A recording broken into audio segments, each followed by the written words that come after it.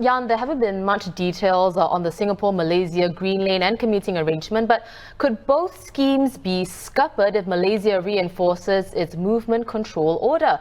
Now, Malaysia has been in a recovery MCO since June the 10th, but the number of new cases has since been edging up, averaging 14 daily cases since last Friday. 13 new clusters have also been discovered this month. Prime Minister Muhyiddin Yassin said yesterday that during this period, every individual, every family, every community is a frontliner to help the country avoid another partial lockdown, which would undo the government's economic recovery efforts. To expand on this topic is Malaysia Bureau Chief Shannon Teoh, who joins us from Kuala Lumpur. Shannon, we just spoke to the president of the Malaysian Association in Singapore. So if Malaysia does reinforce the MCO, would the two travel schemes, the reciprocal green lane and the periodic commuting arrangement between Malaysia and Singapore be halted? If so, how detrimental would this be for both countries? Well, it's not a sure thing because the movement control order is gazetted, and whatever the government gazettes, those are the regulations, those are the orders. Of course, when we first went into the MCO in March, the borders were completely shut, right?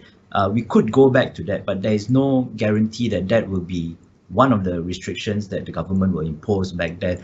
But I think if numbers do rise, then there will be both public pressure, and I think from the healthcare authorities, they will be saying that, well, closing borders is one of the ways to keep things in control. So it would be on the cards.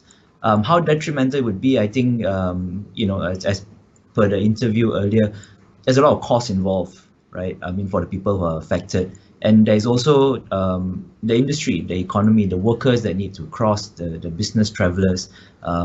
We are still looking forward to when not just normal tourists for leisure can cross, and that's a long way from happening. So there is a lot of economic impact if we had to roll back into an MCO. Shannon, yesterday Mr. Muhyiddin expressed concern about the relaxed attitude of some Malaysians since the start of the recovery MCO on June 10th. Now, could you elaborate on the current public attitude, and was Mr. Muhyiddin's address yesterday a wake-up call? Well, it kind of marked the midway point of the RMCO, the recovery MCO. But it just so happened that over the weekend, cases had continued to rise from what was usually single digit, but then we suddenly had several days of double digits, and the average, including Monday's 21, that was yesterday, that's been about averaging 15, 16 cases a day for the past 4 days. So there is a sense now in Malaysia, just a bit of alarm. I wouldn't say panic, but people are starting to notice that, hey, the numbers are creeping up quite consistently. If you're talking about public attitude, well, I think there is a lot of debate now. When do you wear a mask? When do you not wear a mask? Are enough people wearing masks? Should you be wearing masks in your taxis, in your Grabs? Should you be wearing masks in an elevator? It's all not mandatory. It's all on advice. So the mask thing has become one of the central debates, but there's obviously more than that. It's about social distancing. It's about hygiene for your hands.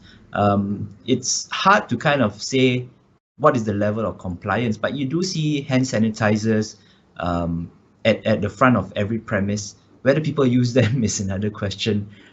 Okay, well, the World Bank expects Malaysia's GDP to shrink by 3.1% this year. Now, over the weekend, the government launched a Buy Malaysian Products campaign. But how big of an impact will the consumer dollar make in Malaysia's recovery efforts?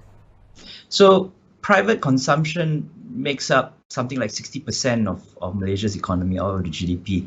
And when that falls, that brings a lot of the economy down with it. The figures for April in terms of retail and manufacturing sales were down by a third year on year. So that's the kind of impact that the MCO has had. What Muhyiddin has tried to do is not dissimilar to what previous prime ministers have tried to do when they try to spur the economy, a buy local kind of campaign. But right now it's really needed. I mean, there's a lot of industry, a lot of business out there not getting enough sales, they might have to close down. That will affect the number of jobs, and so it's all cyclical, right?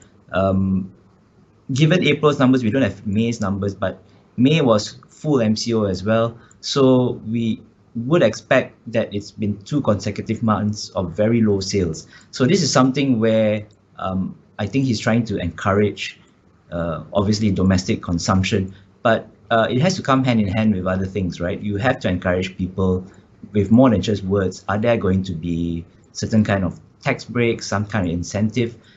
So we'll need to watch out for that, how the government really wants to, how far do they want to push this level? Well, thank you so much for joining us today, Shannon. Always a pleasure to speak with you.